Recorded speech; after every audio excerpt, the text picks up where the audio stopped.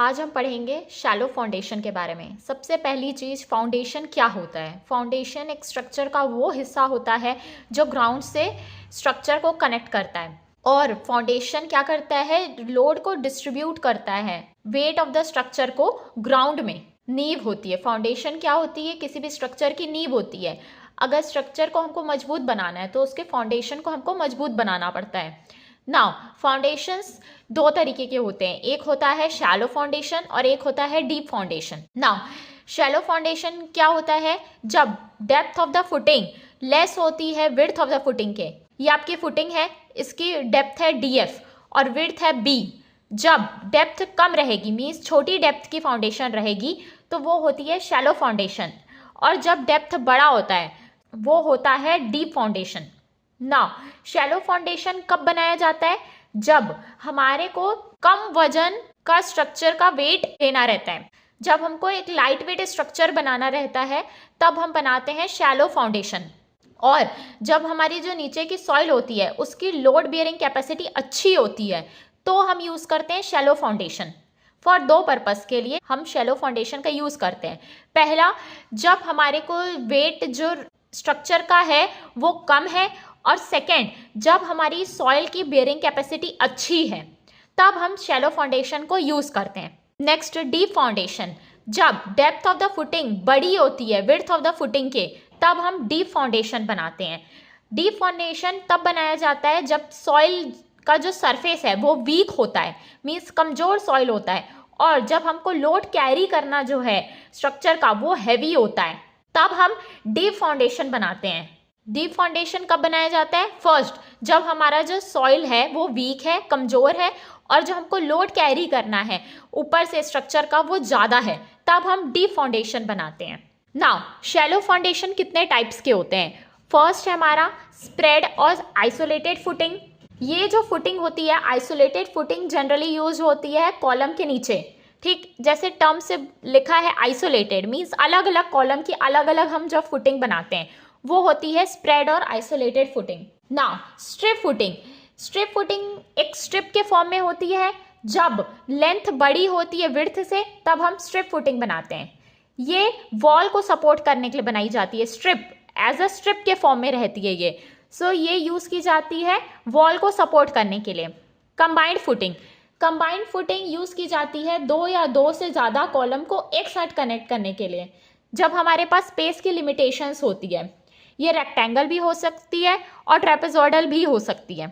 Combined footing में जब दो कॉलम को हम जब कनेक्ट करते हैं, जब दोनों के लोड इक्वल होते हैं, तब हम रेक्टेंगुलर शेप की फुटिंग लेते हैं। नाउ जब अगर लोड अनइक्वल होते हैं तब हम ट्रेपेजॉइडल शेप लेते हैं। हम इस तरीके से लेते हैं।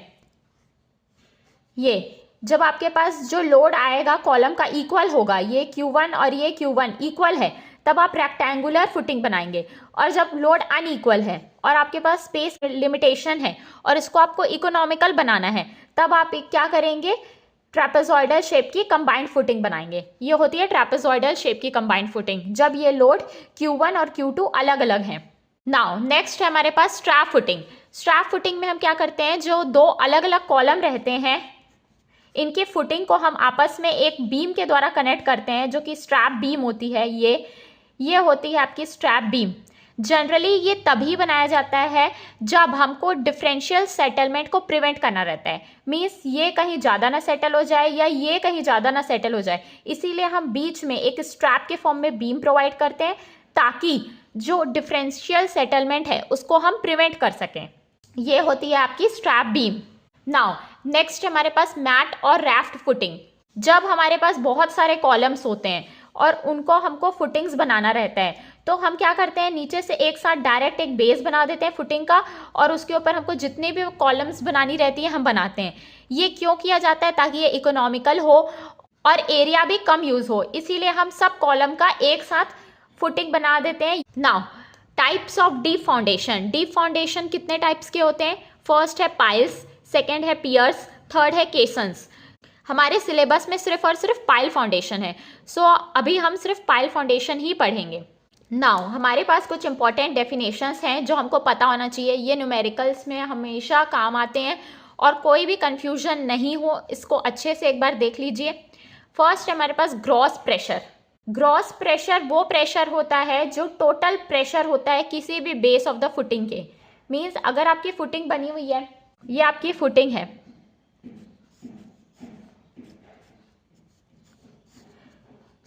यहाँ पे क्या है, सॉइल का एक वेट आएगा, सॉइल का self weight,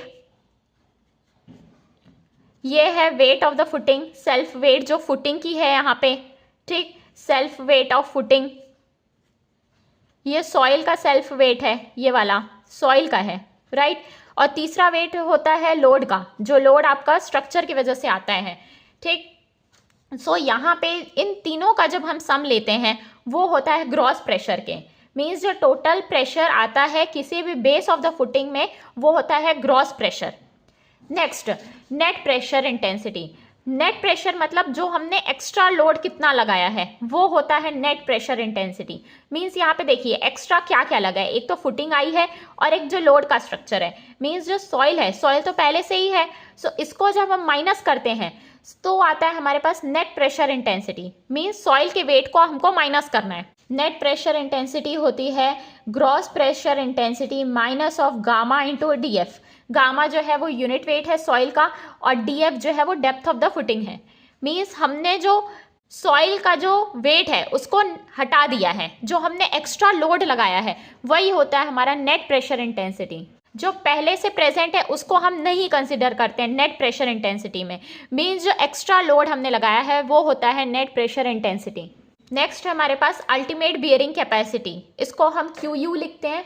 ultimate bearing capacity वो मैक्सिमम ग्रॉस प्रेशर इंटेंसिटी होती है सॉइल की, जो कि सॉइल सपोर्ट कर सकता है बिना फेल हुए शियर के, वो होता है ultimate bearing capacity. Means maximum जो ग्रॉस प्रेशर एक सॉइल ले सकता है, एक सॉइल सपोर्ट कर सकता है बिना फेल हुए शियर में, उसको हम बोलते हैं ultimate bearing capacity. Now next है नेट अल्टीमेट बियरिंग कैपेसिटी, इसको हम QNU लिखते हैं। वो होता है Q ultimate bearing capacity minus gamma DF. Net ultimate bearing capacity वो मैक्सिमम नेट प्रेशर होता है जो कि एक सॉइल सपोर्ट कर सकता है बिना फेल हुए शियर में। Net ultimate bearing capacity is the maximum net pressure intensity at the base of the foundation that the soil can support before failing in shear. Next, net safe bearing capacity, इसको हम लिखते हैं QNS से, ये होता है QNU by factor of safety. हम यहाँ फैक्टर ऑफ सेफ्टी इसलिए लेते हैं क्योंकि हमें अभी पता नहीं है कि सॉइल कितना लोड कैरी कर सकता है, इसीलिए नेट सेफ बियरिंग कैपेसिटी होती है net ultimate bearing capacity by factor of safety. क्योंकि जब भी हम डिज़ाइन करते हैं using factor of safety he design करते हैं ताकि हम जो कैपेसिटी दे वो एक्स्ट्रा दे पाएँ। नेक्स्ट है हमारे पास ग्रॉस सेफ बियरिंग कैपेसिटी, ये डिनोट किया जाता है QS से। QS किसके इक्वल होता है, QNS plus gamma DF। Now अब अगर आपको ये फॉर्मूलेस याद करने में डिफ़िकल्टी होती है तो मैं आपको एक सिंपल सा चार्ट बता देती हूँ जिससे आपको कन्फ्यूजन नहीं होगी। ये है आपका अल्टीमेट बियरिंग कैपेसिटी, उसमें जब आप सॉइल का वेट को माइनस करेंगे, self weight of the soil means gamma into DF, unit weight of soil into depth of footing को जब आप माइनस करेंगे वो आ जाएगा आपका net ultimate bearing capacity. QU आपको है आपके पास, नेट अल्टीमेट हो जाएगा QU minus gamma DF। Now जब नेट अल्टीमेट को आप फैक्टर ऑफ सेफ्टी से डिवाइड करेंगे सो वो आ जाएगा आपका नेट सेफ बियरिंग कैपेसिटी, ये हो जाएगा QNU by factor of safety के। नाउ जब आपके पास नेट सेफ बियरिंग कैपेसिटी आ जाएगी उसमें आप गामा DF को ऐड कर देंगे सो आपके पास आ जाएगा safe bearing capacity. Safe bearing capacity किसके इक्वल हो जाएगा, net safe bearing capacity plus gamma DF। Unit weight of the soil is gamma और DF is depth of the footing. Now हमारे पास कुछ इंपॉर्टेंट मेथड्स हैं जिसको हम यूज़ करते हैं अल्टीमेट बियरिंग कैपेसिटी को फाइंड करने के लिए। फर्स्ट है हमारे पास एनालिटिकल मेथड। एनालिटिकल मेथड के 5 मेथड्स हैं। फर्स्ट है प्रेंडल, सेकेंड है रेनकाइंस मेथड, थर्ड है तेरजाही मेथड, फोर्थ है स्केम्पटन्स मेथड, फिफ्थ है मेरॉफ्स मेथड। सो ये पांचों मेथड यूज़ किए जाते हैं अल्टीमेट बियरिंग कैपेसिटी को फाइंड करने के लिए। सेकेंड हमारे पास बिल्डिंग कोड, जब हम IS कोड यूज़ करते हैं अल्टीमेट बियरिंग कैपेसिटी को फाइंड करने के लिए। Third field test method, field में भी कुछ टेस्ट होते हैं ताकि हम उसके अल्टीमेट बियरिंग कैपेसिटी को फाइंड कर सकें। फर्स्ट है standard penetration test SPT, second है प्लेट लोड टेस्ट, थर्ड है static cone penetration test. Now जिस तरीके से अभी हमने पढ़ा कि सॉइल को फेल नहीं होना चाहिए शियर में, ठीक, तो हमारे पास फेलियर होते हैं 3 टाइप्स के, टाइप्स ऑफ फेलियर। फर्स्ट है जनरल शियर फेलियर, सेकेंड है लोकल शियर फेलियर, थर्ड है पंचिंग शियर फेलियर। नाउ जो जनरल शियर फेलियर होता है मीडियम टू डेंस सैंड में, इसमें हमको बल्जिंग, टिल्टिंग, हीविंग सब दिखाई देती है। मीन्स जो इसमें फेलियर का जो पैटर्न होता है वो एक वेल डिफाइंड होता है। जनरल शियर फेलियर तब होता है जब फाई की वैल्यू ग्रेटर देन 36 डिग्री होती है। नाउ नेक्स्ट हमारा local shear failure. Local shear failure होता है लूज सॉइल में जब फाई की वैल्यू लेस देन 28 डिग्री होती है। इसमें सिर्फ हमको थोड़ी सी ही हिविंग दिखाई देती है फाउंडेशन के साइड्स में। और लोकल शियर फेलियर में जो फेलियर होता है वो सडन नहीं होता है, और जनरल शियर फेलियर में जो फेलियर होता है वो सडन होता है, ये एक ब्रिटल टाइप का फेलियर होता है। नाउ पंचिंग शियर फेलियर तब होता है जब हमारे पास डीप फाउंडेशन होती है, और पंचिंग शियर फेलियर में बहुत ज़्यादा सेटलमेंट होता है, और इसमें ना तो टिल्टिंग ना तो हीविंग कुछ भी इसमें दिखाई नहीं होता है। नाउ हमारे पास 3 ग्राफ्स हैं स्ट्रेस और सेटलमेंट के, इन तीनों में, जनरल शियर में, लोकल शियर में और पंचिंग शियर फेलियर में। फर्स्ट अगर हमारे पास जनरल शियर फेलियर है सो ये आपका स्ट्रेस है, ये आपका सेटलमेंट है। सो यहाँ पे जो ब्रिटल फेलियर होता है ये इस तरीके से होता है, इस तरीके से ये होता है मीडियम टू डेंस सैंड में। First general shear. Now second local shear failure में क्या होता है, लूज सॉइल होता है। सो जो स्ट्रेस और स्ट्रेन का ग्राफ होता है वो इस तरीके से होता है। ये जो स्ट्रेस स्ट्रेन ग्राफ होता है ये generally plastic stress strain curve होता है। नाउ थर्ड जब पंचिंग शियर फेलियर होता है तब जो स्ट्रेस सेटलमेंट का ग्राफ होता है वो इस तरीके से होता है, इसमें पंचिंग में बहुत ज़्यादा सेटलमेंट होता है। नेक्स्ट टॉपिक है हमारा तरजाही बियरिंग कैपेसिटी थ्योरी। इसमें तरजाही ने कुछ एजप्शंस लिए हैं। सो सबसे पहले ये एजप्शंस को आपको याद रखना है, ये मल्टीपल चॉइस क्वेश्चंस में कई बार पूछा जाता है। पहला, फुटिंग जो है वो एक स्ट्रिप फुटिंग है। सेकेंड, जो बेस ऑफ द फुटिंग है वो रफ कंसिडर करेंगे हम। Third, general shear failure occurs. मैंने जो अभी फेलियर बताया उसमें जनरल शियर केस को इन्होंने कंसिडर किया है। Next, footing is shallow, footing को इन्होंने शैलो कंसिडर किया है। नेक्स्ट, ग्राउंड इज हॉरिजॉन्टल, जो ग्राउंड लेवल है उसको इन्होंने हॉरिजॉन्टल माना है। Next, shearing resistance of soil between the ground surface and base of the footing is neglected, जो शेयरिंग रेजिस्टेंस होता है उसको इन्होंने नेग्लेक्ट किया है। 10, footing considered as a surface footing with uniform surcharge gamma DF at the base of the footing. So यहाँ पे footing के ऊपर जो वेट आएगा वो किसके इक्वल हो जाएगा, गामा इंटू डीएफ, ये हो जाएगा सरचार्ज के equal. Now loading is vertical and symmetric, जो लोड एक्ट करेगा इसके ऊपर वो एक वर्टिकल होगा और सिमेट्रिक होगा, मीन सेंटर से पास करेगा। Now failure zone in the soil mass is divided into 3 zone. इन्होंने बताया जो फेलियर होगा सॉइल मास में वो 3 जोन्स में क्लासिफाइड है। एक है जोन 1, एक है जोन 2, एक है जोन 3। यहाँ पे जो जोन 1 है वो एक इलास्टिक जोन है, ये फुटिंग के जस्ट नीचे है। जो जोन 2 है वो रेडियल शियर जोन है, 1 और 3 के बीच में है।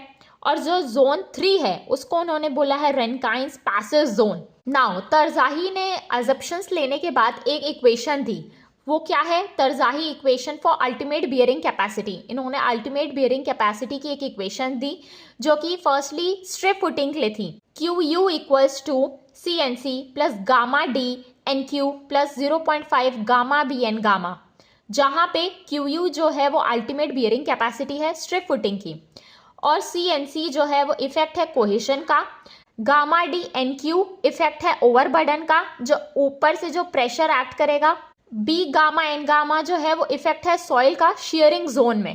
Now NC NQ N gamma जो है वो बियरिंग कैपेसिटी फैक्टर्स हैं जो डिपेंड करेंगे फाई पे, एंगल ऑफ इंटरनल फ्रिक्शन पे। नाउ जैसा कि तरजाही ने एक इक्वेशन दी जो कि सिर्फ स्ट्रिप फुटिंग के लिए थी, सो इन्होंने अपनी थ्योरी को मॉडिफाई करके और इक्वेशंस दी। वो क्या है, मॉडिफाई तरजाही थ्योरी सबके लिए है, स्क्वायर, सर्कुलर और रेक्टेंगल फुटिंग के लिए।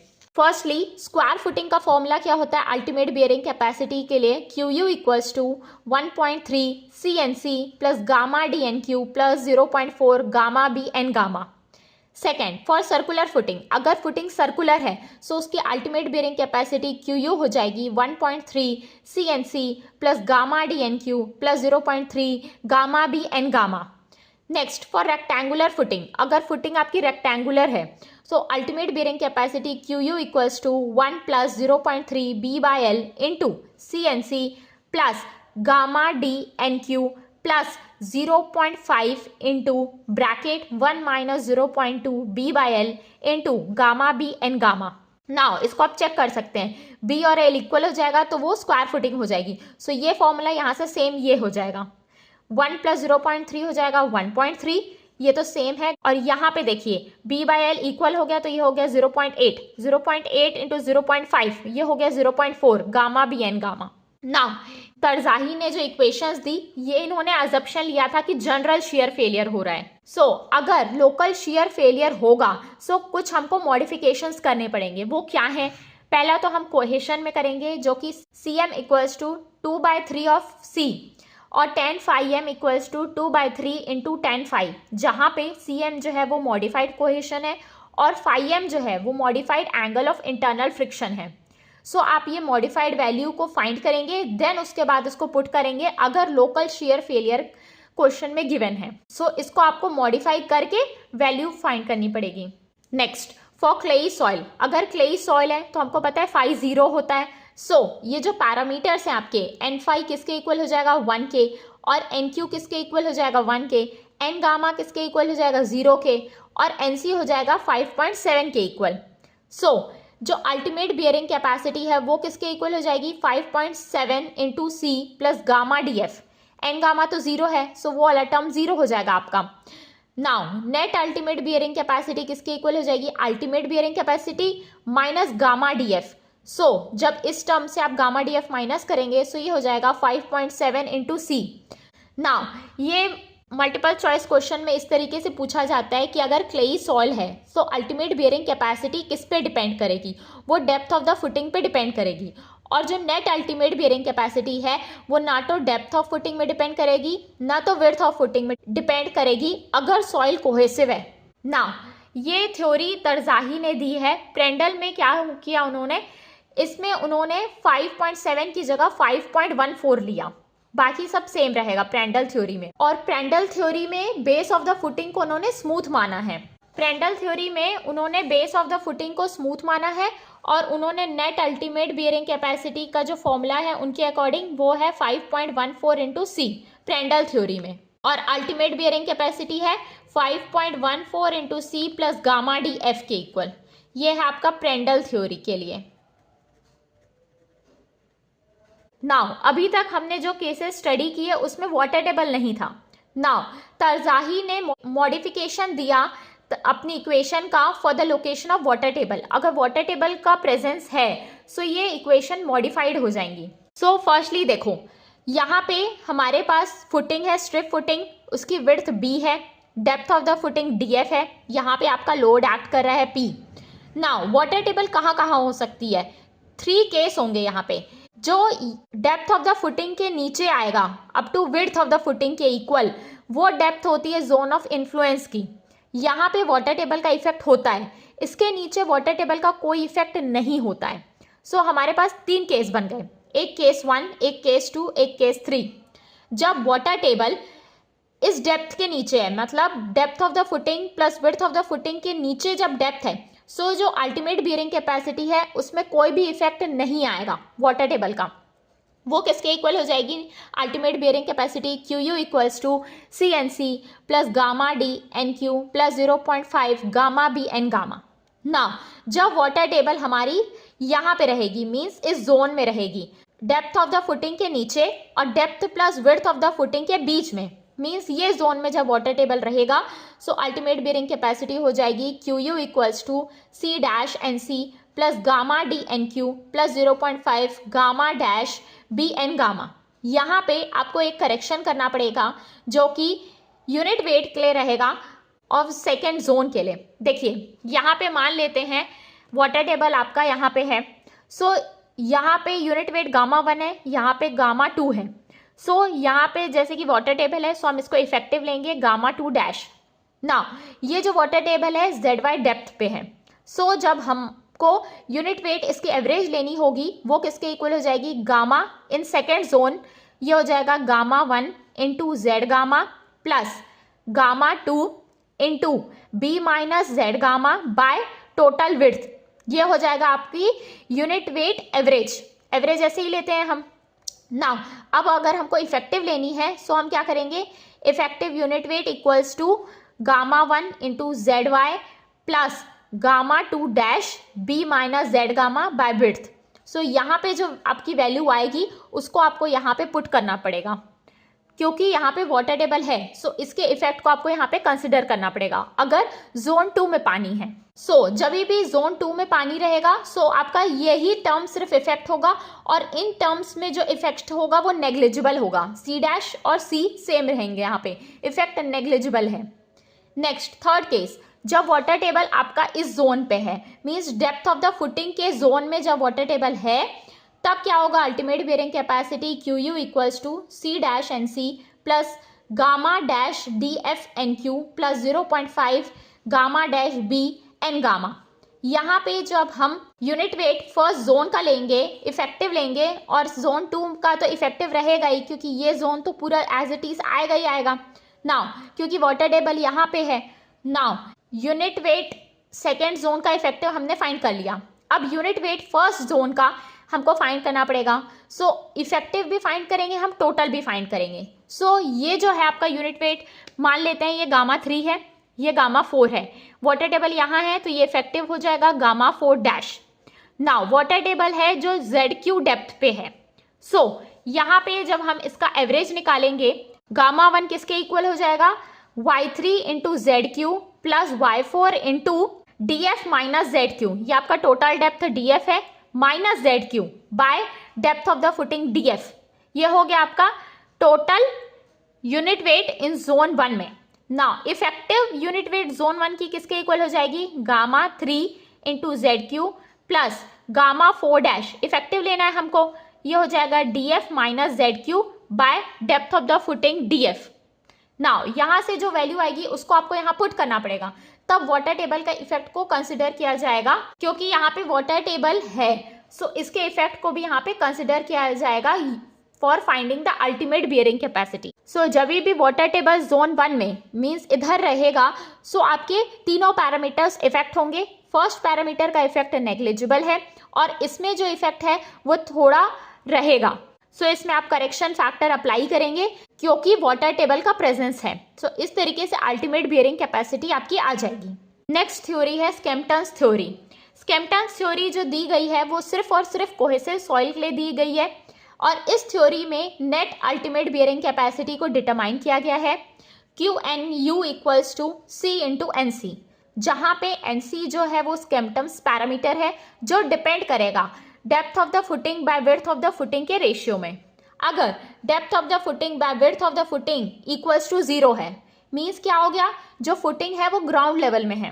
सो एनसी हो जाएगा 5 अगर स्ट्रिप फुटिंग है और एनसी हो जाएगा 6 अगर स्क्वायर, सर्कुलर और रेक्टेंगुलर फुटिंग है। नाउ नेक्स्ट, अगर ratio D F by B का 0 to 2.5 रहेगा सो एनसी हो जाएगा स्ट्रिप फुटिंग के लिए 5 into 1 plus 0.2 D F by B. अगर स्क्वायर फुटिंग है सो ये हो जाएगा 6 into 1 plus 0.2 D F by B. अगर रेक्टेंगुलर फुटिंग है सो ये हो जाएगा 5 into 1 plus 0.2 B by L into 1 plus 0.2 D F by B. Now if depth of the footing by width of the footing का ratio greater than 2.5 है सो NC हो जाएगा 7.5 अगर स्ट्रिप फुटिंग है और एनसी हो जाएगा 9 अगर रेक्टेंगुलर, स्क्वायर और सर्कुलर फुटिंग है। Now the next topic is Meyerhof's theory. ये थ्योरी सब फैक्टर को कंसिडर करती है। This theory consider all the factors which account for ultimate bearing capacity.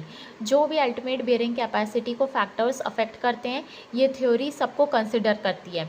So ultimate bearing capacity using Meyerhof's theory formula क्या है, C N C into S C into D C into I C plus gamma D N Q into S Q into I Q into D Q plus 0.5 gamma B N gamma S gamma D gamma I gamma. यहाँ पे S C shape factor है, D C depth factor है और आई सी inclination factor है। ये आपको given रहेगा question में। नाउ अब हम फील्ड टेस्ट में आते हैं। फील्ड टेस्ट हम करते हैं अल्टीमेट बियरिंग कैपेसिटी सॉइल की फाइंड करने के लिए। सो फर्स्ट है हमारा plate load test. Plate load test use किया जाता है bearing capacity of soil find करने के लिए, सेटलमेंट ऑफ फाउंडेशन फाइंड करने के लिए। प्लेट लोड टेस्ट में हम क्या करते हैं, ये आपका फाउंडेशन है। सो ये डेप्थ ऑफ फाउंडेशन डी है, डी एफ है। सो इसी के डेप्थ के जितना एक हम पिट बनाते हैं, D F depth of the footing के जितना हम एक पिट बनाते हैं। नाउ इसकी जो विड्थ होती है ये 5 टाइम्स होती है विड्थ ऑफ द प्लेट के। यहाँ पे हम एक प्लेट रखते हैं, इसकी विड्थ है BP, width of the plate BP है। अब यहाँ पे जब हम लोड लगाते हैं इसके ऊपर, सो फर्स्टली 70 ग्राम पर सेंटीमीटर स्क्वायर का लोड लगाते हैं, उसके बाद हम उसको रिलीज़ करते हैं। देन फिर हम एक लोड सेटलमेंट कर्व ड्रॉ होता है इसमें। सो 3 तरह के केस अराइज होते हैं इसमें। अगर आपका डेंस सैंड है सो सेटलमेंट आपका जो होगा लोड सेटलमेंट के ग्राफ में, ये आपका लोड हो गया, ये सेटलमेंट हो गया। सो जब इस तरीके से सेटलमेंट होगा सो इसमें क्या होगा, फेलियर आपका डिस्टिंक्ट होगा, मीन्स आपको फेलियर दिखाई देगा। नाउ जब एक कर्व यहाँ पे फॉर्म होगा इस तरीके का, जब आपका सेटलमेंट विजिबल नहीं होगा, फेलियर आपका विजिबल नहीं होगा यहाँ पे। नाउ फिर हम इसको फाइंड करने के लिए एक ग्राफ बनाते हैं कि सेटलमेंट कितना हो रहा है, लॉग ऑफ स्ट्रेस और लॉग सेटलमेंट का। उससे हम क्या फाइंड करेंगे, ये आपका ग्राफ बन जाएगा लॉग स्ट्रेस और लॉग सेटलमेंट का। सो इससे हम क्या करते हैं, इससे हम फाइंड करते हैं, इसमें अगर हम ड्रॉ करेंगे सो एक किंग फॉर्म हो जाएगी। इससे हमारी वैल्यू आएगी लॉग ऑफ अल्टीमेट, ये आपकी वैल्यू आ जाएगी log of ultimate load intensity of plate. Now हमको किसकी फाइंड करनी है, अल्टीमेट लोड कैपेसिटी फाउंडेशन की। सो हमारे पास एक फॉर्मूला है कोहेसिव सॉइल के लिए और एक कोहेशनलेस सॉइल के लिए। अगर कोहेसिव सॉइल है सो जो अल्टीमेट बियरिंग कैपेसिटी फाउंडेशन की किसके इक्वल हो जाएगी, ultimate bearing capacity of plate के। अगर कोहेशनलेस सॉइल है so ultimate bearing capacity foundation की किसके इक्वल हो जाएगी, ultimate bearing capacity of plate into B F by B P. B F क्या है, विड्थ ऑफ द फाउंडेशन, और बी पी क्या है, विड्थ ऑफ द प्लेट। ये हमारा शेयर क्राइटेरिया से ऑब्टेन होगा। नाउ जब सेटलमेंट क्राइटेरिया हम लेंगे सो यहाँ पे 2 इंपॉर्टेंट फॉर्मूलेस हैं। फर्स्ट क्ले के लिए settlement of footing by settlement of plate किसके इक्वल हो जाएगा, width of the footing by width of the plate के। अगर सैंड है हमारे पास तो S F by S P, settlement of foundation by settlement of plate is equals to width of the footing into bracket B P plus 0.3 by B P into B F plus 0.3 का whole square, जहाँ पे B F और B P metre में है, means width of the foundation और width of the plate metre में होगी, तभी ये फॉर्मूला वैलिड होगा। नाउ नेक्स्ट टेस्ट है हमारे पास standard penetration test, SPT test. इसमें हम क्या करते हैं, स्प्लिट स्पून सैंपल यूज़ किया जाता है बोर होल में। फिर क्या होता है, जो स्प्लिट स्पून सैम्पलर होता है उसको परमिशन दिया जाता है पेनिट्रेट करने के लिए सॉइल में, जिसमें हम लोड अप्लाई करते हैं 63.5 kg का और उसको फ्री फॉल देते हैं 75 सेंटीमीटर का। इस तरीके से एसपीटी टेस्ट में इस तरीके से एक स्प्लिट स्पून सैंपल यूज़ किया जाता है।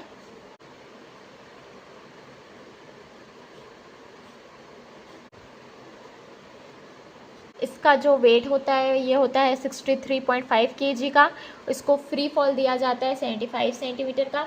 नाउ फिर सैम्पलर को हम पेनिट्रेट करने देते हैं 150 mm के लिए। सो जो पहला 150 mm होता है उसमें हम रीडिंग नहीं लेते हैं, उसके बाद रीडिंग लेना स्टार्ट करते हैं। फिर जो 300 mm के लिए, नेक्स्ट जो 300 mm के लिए हमारी वैल्यू आती है वो होती है एसपीटी एन वैल्यू, जिसमें हमारे को कितने ब्लोस लगते हैं 300 mm पेनिट्रेशन के लिए। नाउ इसमें अब हमको 2 करेक्शन करने पड़ते हैं जो हमारी एसपीटी की वैल्यू ऑब्टेन्ड होती है, एन वैल्यू। फर्स्ट है हमारा ओवरबर्डन करेक्शन। जब effective stress 280 kilonewton per metre square से कम है तब ये ओवरबर्डन करेक्शन का फॉर्मूला हो जाएगा N1 equals to N0 into 350 by effective stress sigma bar plus 70। अगर effective stress greater than 280 kilonewton per metre square है सो कोई भी करेक्शन नहीं होगा, means N1 equals to N0 हो जाएगा। SPT N वैल्यू के इक्वल हो जाएगा ओवरबर्डन करेक्शन, मीन्स करेक्शन की ज़रूरत नहीं पड़ेगी। नाउ सेकेंड है हमारा डायलेटेंसी करेक्शन। डायलेटेंसी करेक्शन की ज़रूरत तब पड़ती है जब N1 ग्रेटर देन 15 होता है। सो N2 किसके इक्वल हो जाएगा 15 प्लस 1/2 N1 माइनस 15 के। यहाँ पे अगर N1 लेस देन 15 होता है सो N2 इक्वल्स टू N1 हो जाएगा, मीन्स डायलेटेंसी करेक्शन की ज़रूरत नहीं पड़ेगी। नाउ नेक्स्ट, इससे भी कभी कभार क्वेश्चन आता है। सो नेक्स्ट टॉपिक है हमारा settlement of foundation. SI equals to QN into B into bracket 1 minus mu square by ES into IF। यहाँ पे SI जो है इमीडिएट इलास्टिक सेटलमेंट है, QN जो है वो नेट फाउंडेशन प्रेशर है, B जो है विड्थ है फाउंडेशन का, म्यू जो है वो पॉइजन्स रेशियो है, E जो है वो मॉड्यूलस ऑफ इलास्टिसिटी है और IF जो है वो इन्फ्लुएंस फैक्टर है जो डिपेंड करेगा shape and rigidity of structure के। नाउ इससे रिलेटेड हम एक छोटा सा न्यूमेरिकल देख लेते हैं। If the elastic modulus and Poisson ratio of the clay layer are respectively 50 into 10⁻³ kilopascal and 0.4 and if the influence factor for the strip footing is 1.75, the elastic settlement of the footing will be dash. Pressure acting on the footing is 40 kilopascal, width is 1.2 meter. So formula क्या होता है elastic settlement का, SI equals to Q into B into 1 minus mu square by ES into IF। Now immediate settlement SI equals to, यहाँ पे pressure कितना add कर रहा है फुटिंग में 40, सो ये हो जाएगा 40 into width of the footing 1.2 bracket 1 minus Poisson's ratio कितना गिवन है 0.4 का स्क्वायर इंटू इन्फ्लुएंस फैक्टर कितना गिवन है हमारे पास 1.75 into 1.75 by modulus of elasticity कितना गिवन है 50 इंटू 10⁻3, ये हो जाएगा 50 इंटू 10⁻3। यहाँ से आ जाएगी immediate settlement of the footing की value 1.41 mm। So this is the correct answer. अगर आपको मेरा वीडियो पसंद आया सो प्लीज़ वीडियो को लाइक करें एंड मेरे चैनल को सब्सक्राइब करें। Thank you.